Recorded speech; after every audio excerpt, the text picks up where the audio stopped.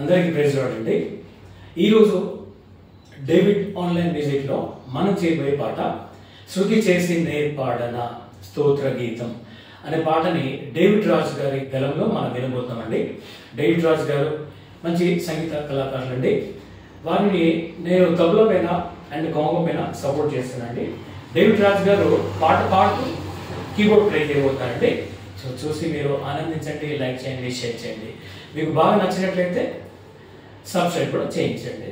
మీరు కూడా సబ్స్క్రైబ్ చేసుకోండి. థ్యాంక్ యూ సో మచ్ అండి.